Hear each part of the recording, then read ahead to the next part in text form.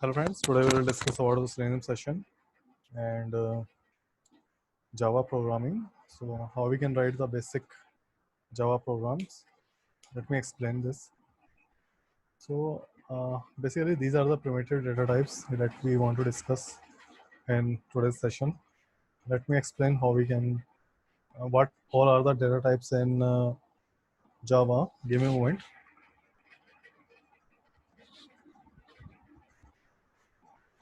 So basically these are the features in Java. It is simple language.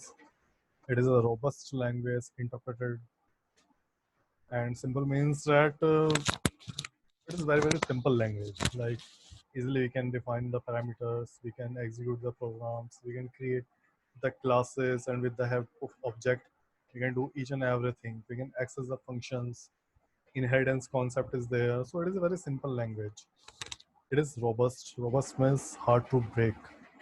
So it is very hard to break means that it is very strong language and secure language that viruses cannot attack to a Java program easily. Interpreted means that first of all we have to create the dot byte code from the dot class file. So in Java, first in our programs is first converted to the dot class file, and that dot class file is converted to the byte code with the help of interpreter. So that byte code is running in our platform. Performance wise, it is a very highly performance language, like fast execution. A Java program execute very fast, and portable means that platform independent. We can use Java program any number of systems. Like if we are using the Windows system, then we can use Java program in Windows system. If we are using the Linux system, same Java program can be executed on the Linux system. So we need not to do any installation, further installation, so that we can install easily. Object oriented, each and everything can be done with the help of object. We can create the object of class, and each and everything can be represented in object. But remember, Java is not the 100% object oriented language. Java is not the 100% object oriented language, because primitive data types are there in Java, so that cannot be represented in the form of the object. That's why we can say it is not 100% object oriented language. And it is secure. If we talk about the security of the Java, then from the security perspective, Java is very secure, and many banking applications are designed in the Java.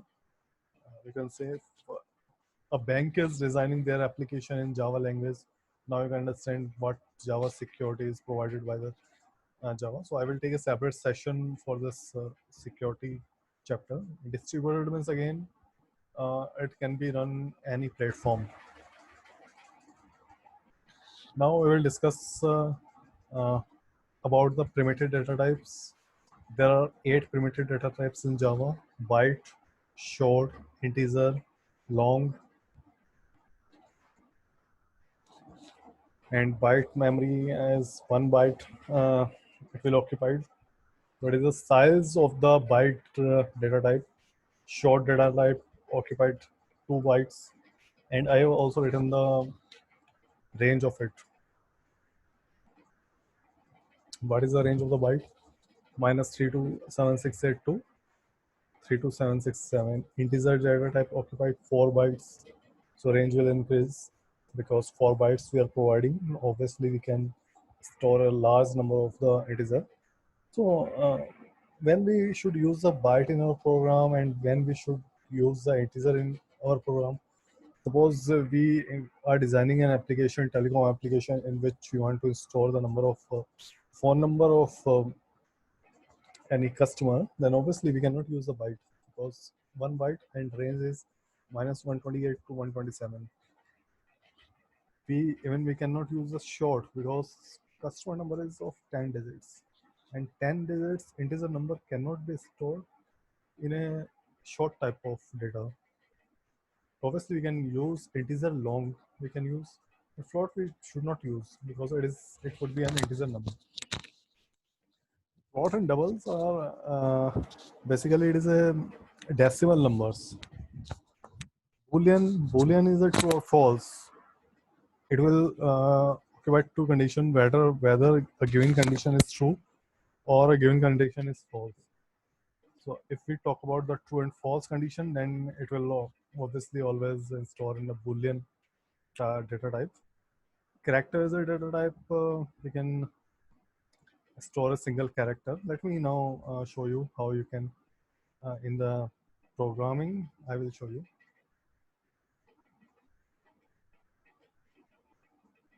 So why it is showing error? Obviously, there must be any reason why it is showing an error.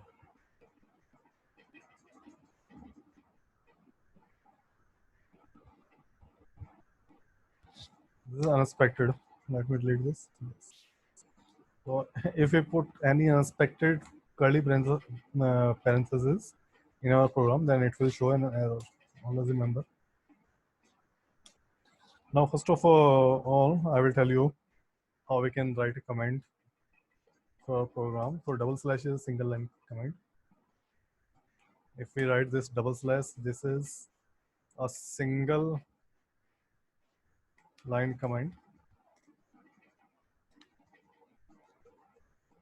For the multiple line command, this is a multiple line command. Star backslash, then backslash start and closing star backslash. So we can write any para. This we are in multiple line command.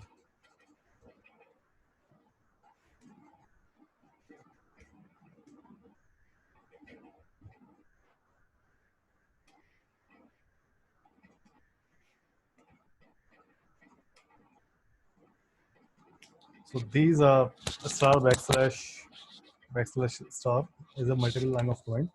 So it cannot be read by the Java compiler. And we can write anything.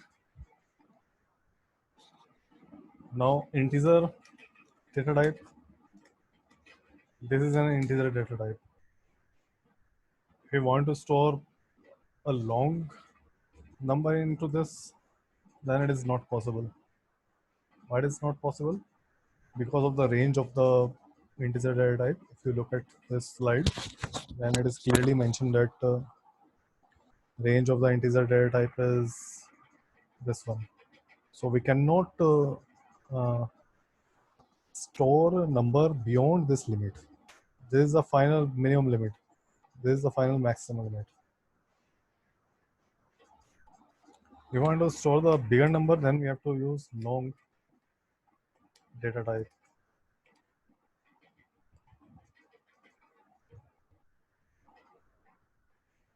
But still it is showing an error. What is the reason it is showing error? Because we have to pull L. For the long data type, we always, for long data type,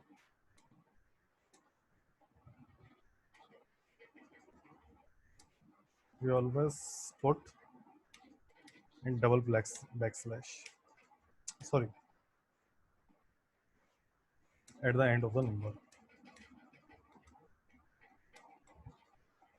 Now if we want to represent a float f is equal to 30.5.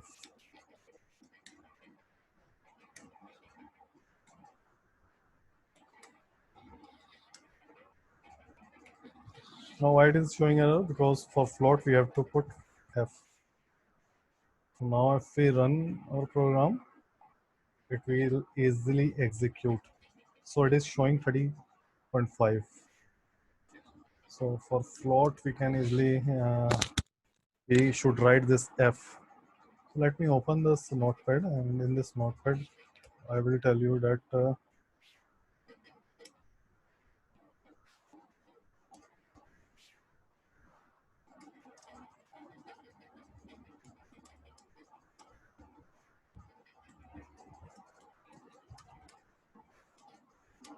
and for long we have to put L at the end of the number. So you should remember these two things. And there is a Boolean data type.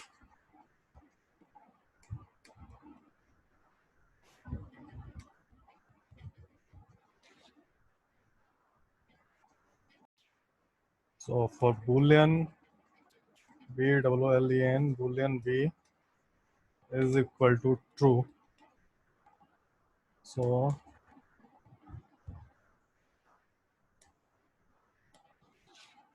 this is the way how we can store the Boolean variable. So its value is true or false. So Boolean can store either true or false. Look at this. This is true.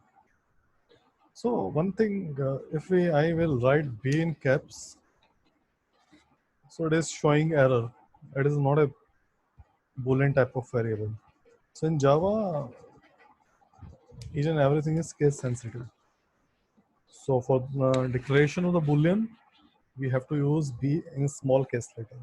We cannot use this B in a capital letter, so it will then show an error. And for Boolean, one thing we should keep in mind that it can store either true or false. It cannot store any number. If you try to store any number in a Boolean variable, then it will show an error. Look at this, what error it will show. So with the help of this Eclipse tool, we can also find out the error, what type of error it is showing. The mismatch. Type is not mismatching. On the right side of this equal, we are having integer, and it is a Boolean. So Boolean means true or false.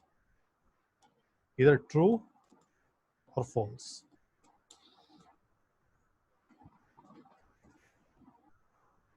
So it is now false. Let me explain one more thing, how we can execute this program by shortcut. So to run Java application, there is a Alt Shift X then J. So from your keyboard, press Alt Shift then X, then it will show window like this. Then press J, so it will execute. If you don't want to execute this line number 28, I don't want to print this F, then comment out this. Put all black backslash. So it is now green highlighted, means it has been commented. Now if I will run this program, only false is there, means that this has skipped that line number 28. So only this line will execute. So system.out.println is a line that will print any number or output to your console. Now we have the character variables. Obviously, as we have the Boolean can store true and false, its size is 1 bit. Character size is a byte, and character A is equal to A. This is in this way we can store the character variable, and character is always store either ASCII value 65. 65 is ASCII value. We can store in this. Can we store 6? No. Okay. In character, we can also store any number.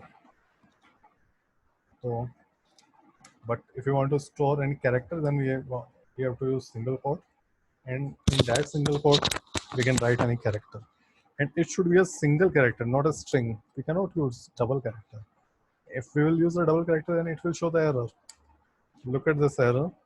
What is showing? What is telling? Invalid character constant. So with the help of this Eclipse tool, we can easily find out the error. It is a red mark. So how we can identify that all the lines are correctly written or not? If it is in red mark, then it is an error. So what is the error? Because it is a character, we cannot store a string. If you want to store the string, then there is a variable, non-primitive variables.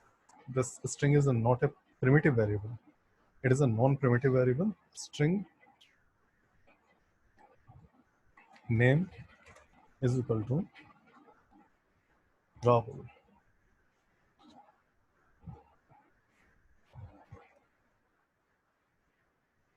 Now, what is it? What is the reason it is showing error? It is clearly saying that syntax error, insert is inverted commas, insert this.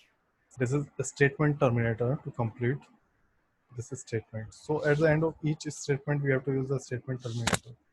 So now all the error has been gone. And what is the use of this yellow sign? It is warnings, not the errors. Warnings means that if we are not used this f variable further in our program, float f variables, so then it will show a warning, and warning it will tell that the value of the local variable f is not being used. So this is a warning. And if you want to print, and in the same case, in case of a string, it is showing a warning, and this warning is saying that the value of the local variable not name is not used. So we have to use this name. How we can use this name? In our system.all.println statement, we can use name. Then look at this. This warning has been gone. So warning, what is it was saying that we are using the memory space, and that is no sense. That makes no doesn't make any sense, because we are wasting our memory if we are not using this name variable further. But if you are printing this name variable, then it is not showing any warning. Let me run this. Control Alt Shift Alt X then J. It is showing down. So a string we can create, and a string is a non-primitive data type. So basically we have the 8 primitive data types and some non-primitive data types. Byte, short, long, float, double, boolean, character. These are the primitive data types. And primitive data types are further divided. Primitive data types are further divided in numbers, number type of data, and float or decimal number.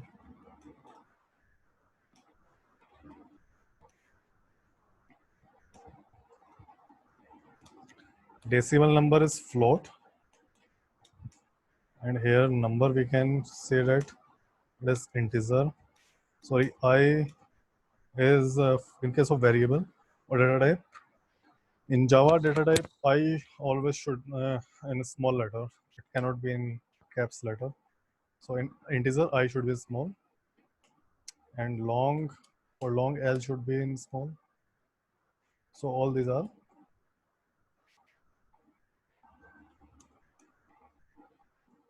number type of data. These are the float. And there are another type of data type, non-primitive data type.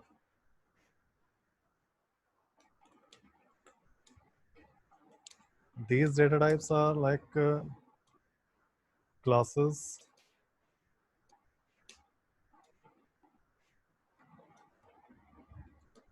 a string, non-primitive data type, array. Array is also a non-primitive data types. So these are user-defined data types. Basically, the difference between primitive data type and non-primitive data type is that primitive data types are itself defined by the Java. We can say that these are defined by Java, and non-primitive data types, these are defined by the user-defined. These are user-defined.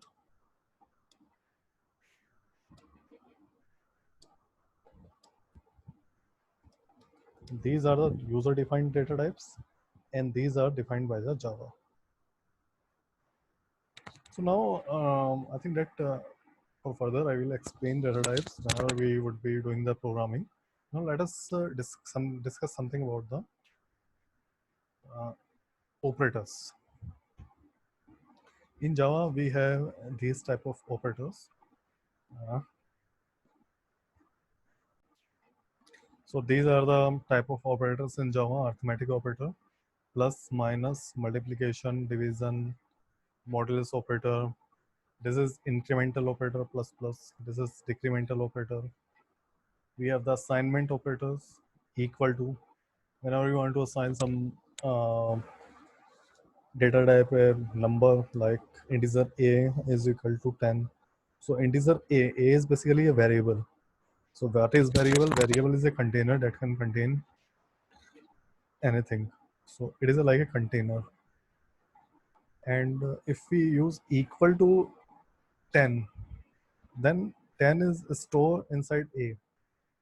Plus equal to is a shorthand operator. Shorthand operator means fast operator. So whenever you want to type, you want to do fast programming, then we have to use plus equal to. Comparison operators, equal to, not equal to, greater than, less than, equal to. All these are the comparison operators. So whenever you want to compare two operators like two things, two variables you want to compare, value of the variables, like integer a has 10, b has 20. You want to compare if a is greater than 20 or less than 20, then execute one statement, else executes another statement. So comparison operators maximum used in case of if and else statements. So I will explain this thing also, how we can use the comparison operators. We have the logical operator. It is an and or not operator are the logical operators. And last, we have the bitwise operator. So bitwise or and bitwise and the another operators, but bitwise operator in uh, Java it is used, but for the Selenium perspective, we rarely use this operator. So I will explain this operator also. Let us do some programming and use first arithmetic operators. Let me show you how we can use these arithmetic operators first of all.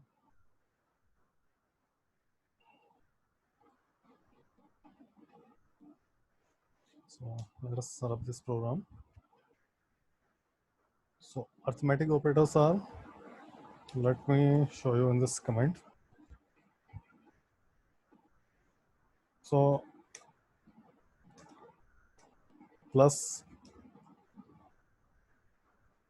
minus, multiplication, division, modulus operator, all these are the arithmetic operators. Suppose there is an integer a, its value is 10, and we have integer b, its value is 20, 30. So we want to, if we have integer c, c is equal to a plus b. So we are using arithmetic operator. So what should be the output? C is equal to a is 10 plus 30. So if we will print c, so now c contains value as a 30. If we want to print this 30, then we have to use system.out.println c. Let us execute this program now. So it will execute 40. Now one thing that if we put c in inverted commas, now it will consider as a c as a string. And whenever we use this system.out.println function, and inside this we will use inverted commas and we will write anything, so it will print as it is.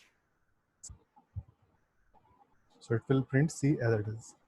So if we want to print the value of the c, then we have to remove this. Control S is for save, then run this program. So now it will print the value of the c. So this is the use of the plus operator, arithmetic operator. We can use minus. What is a? 10, 30. So minus 20 should be the answer. Control S. Now run this. Minus 20 is the answer. Now in the same way, we can also do the multiplication operator we can use. So 10 multiplied by 30.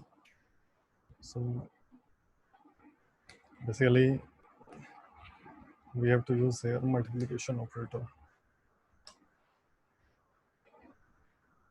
Now let us send this. So now it is showing 300 as a result. So there is a modulus operator. Modulus operators basically show the reminder. So if we divide 30 by 4, then if you will divide B upon A, then 28. 4 7s are 28, so remainder would be 2. So not divided, we are using the modulus operator. So modulus, what it will return? It will return the remainder part. So let me explain this. Let me share my screen, and with the help of that screen, I can explain this. Give me a moment, I am searching.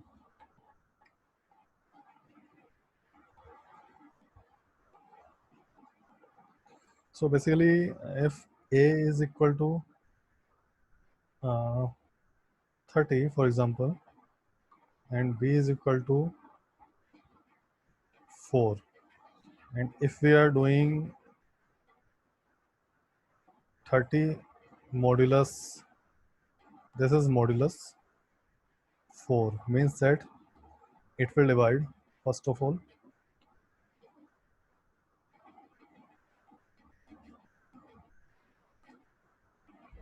7s are 28. So remainder is 2. So modulus operator always return this remainder. So always remember, it will return the remainder. Means that it will return this value 2 as a result. So result of this modulus operator is the remainder. It might be possible that if we are doing 30 divided by 10, this is 30 divided by 10. So in this case, this will completely divide. So remainder would be 0 in that case. So in that case, it will return 0.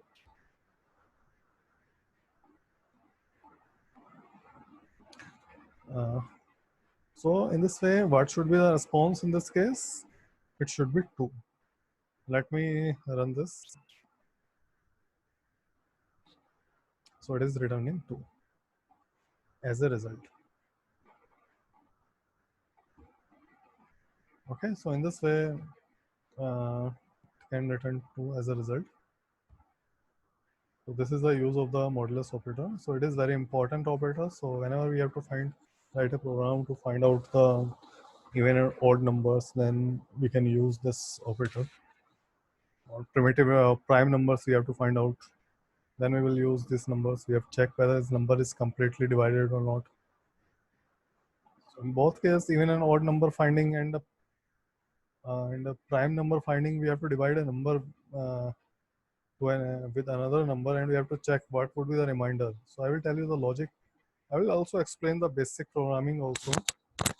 How we can check the prime numbers, how we can find out the star patterns. I will tell you some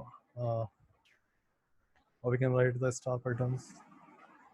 So now we have to discuss this incremental and decremental operator. So it is very simple. Incremental operator is simple. Suppose if we write plus plus a, and if you want to what this plus plus will do, it will increment plus plus a pre-increment, and there is a post increment. So I will tell you the difference between the pre-increment and post increment in later session. But as of now, you should remember this is the incremental operator, and it will increase the value of b a by 1. It will do like this. So now a is 4. So after this line number 17, a become 5. It will increment. Now let us execute this program. So now the value of a has been become 5. Okay. In the same way, minus minus is a decrement operator. So now value of a has been become 4. Sorry, 3. Because initial value was 4. So minus minus is a decrement operator, means From initial value, it will decrement one number. Only one integer it will decrease. So these are the increment and decrement operator. Assignment operators, I already told you that assignment operators we are using in most of the sessions, like a is equal to 4. So this is the assignment operator. We are assigning a variable to a integer. So right side value like 4 has been assigned to a variable. Variable is a container. Now that container contains the value as a 4. In this case, container contains the value as a 30. Now with the help of variables, variable can access the container, different variables. So assignment operator has been explained. Now plus equal to is a fast typing. A plus equal to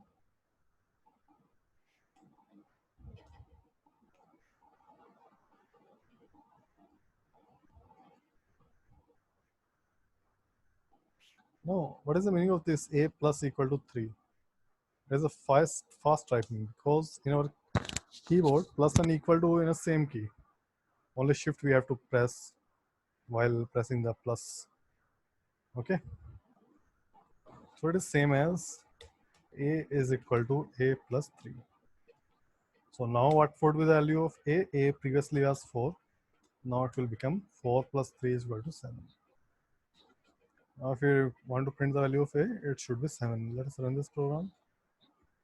Now 7 we are getting.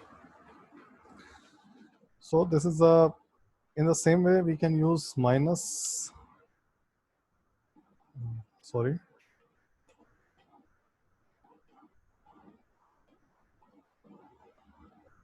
So minus equal to 2 means a minus 2. So now minus 2, it will become minus 2. Means that now new value of a is 2. Let us run this now. It is 2 now. So these are the incremental, decremental operator, assignment operator plus equal to, or it can be, it might be minus equal to. So now comparison operator are the, these are the equal to, compare two numbers, not equal to, greater than, less than, equal to. So these are the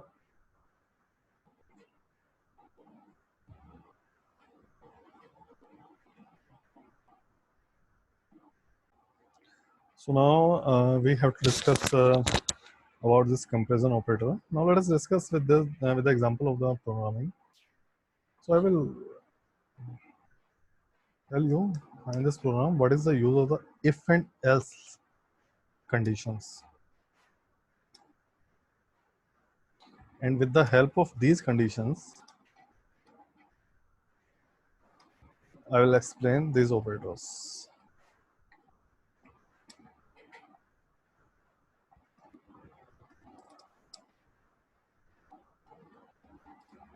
So if we have the integer a is equal to 20 and we have another integer b is equal to 40, and we have, if I'm writing a less than b, then execute this statement. This is first line, the first statement of if block. Else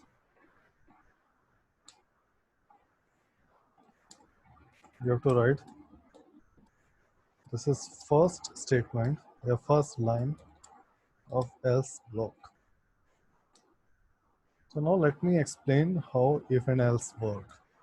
First of all, I want to explain this thing to you.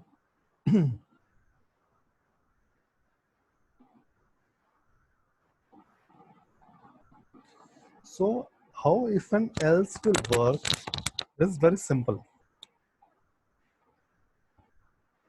we have if condition, and inside if true, any condition when it will be true, if I am saying a is equal to 40 and b is equal to 50, and I am saying a is less than b, is this true or false? Is a is less than b? A is 40, b is 50. Yes, this is true. If I am saying a is greater than b, in this case this is false.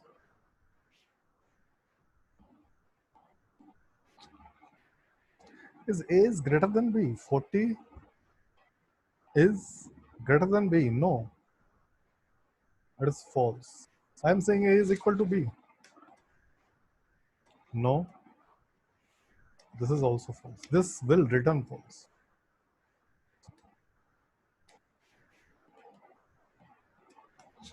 So if there's a true condition inside the if, now then if block will execute, then if block will execute.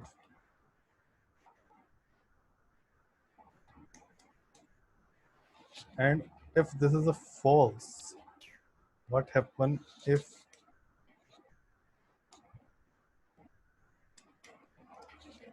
then if block will not execute,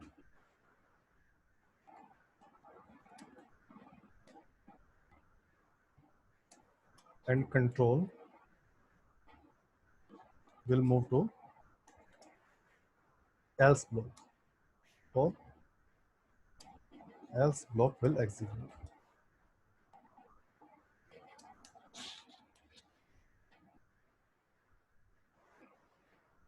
Now write this statement.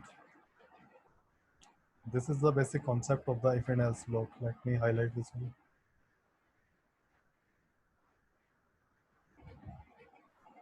This is the basic concept of the if and else block. If inside if true, then if block will execute. In this case, if it is false, then if block will not execute, control will move to the else block and else block will execute. Well, let us discuss this with the help of our example. Let me move to the other example. So this is our example. Now let us see if a is greater than less than. First of all, look at this. Inside if it would be like this. Is a less than b? A is 20, b is 30. True. So in this case, if block will execute. This is a part of the if block.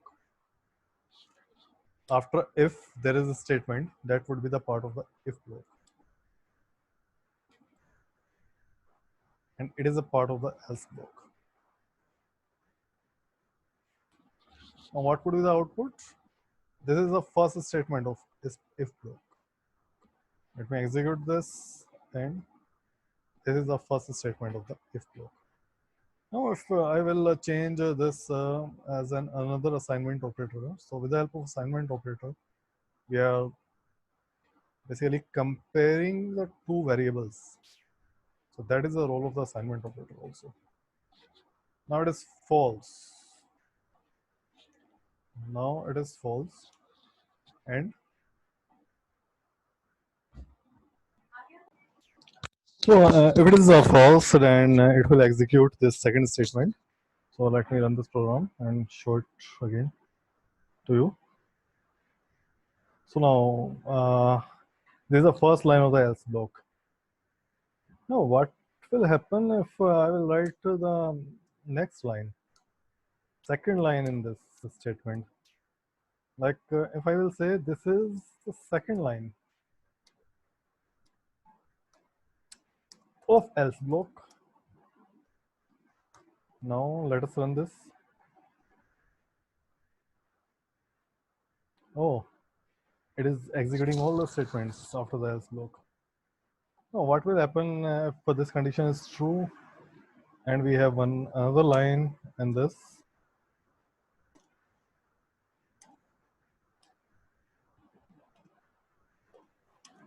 This is second line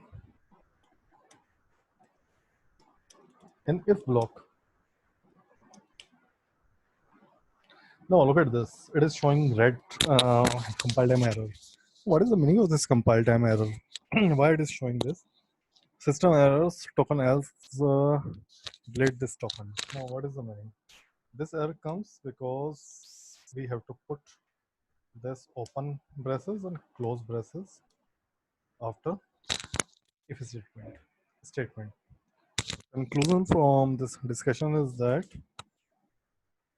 if we have one line, that will be by default the part of the if block. Only one line.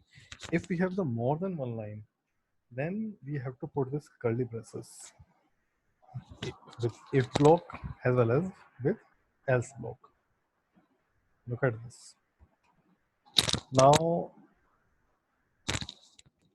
if and else statements has been written successfully, and if A is greater than B, it is false. It will execute both these lines. Let us make it true now. Now this A is less than B. Yes, A is less than B. Now it has become true. Now it will execute all these statements. Control S. Let me execute this. So now this statements has been executed successfully. So whatever number of lines we have inside the if block, so it will execute complete if block if this if condition is true. So from this discussion, it has been clear what is the use of the assignment operators. We can use assignment operators to compare two variables, and what is the use of the if and else statements. What is the if and else block? Basically, if and else block are the decision making blocks. If condition is true, then if part will execute. Else, if condition is false, then we have to execute the else part. So that is all for this session, and from next lecture I will explain further concept of the Java classes object inheritance, but after few sessions I will discuss with them. For further sessions I have to explain the loops in the for loop, for each loop, do while loop. So we will while loop. So I will explain each and every loop. So it is also important for programming perspective. So that's all for this session. Thanks for watching this session. We will meet in the next session. Bye.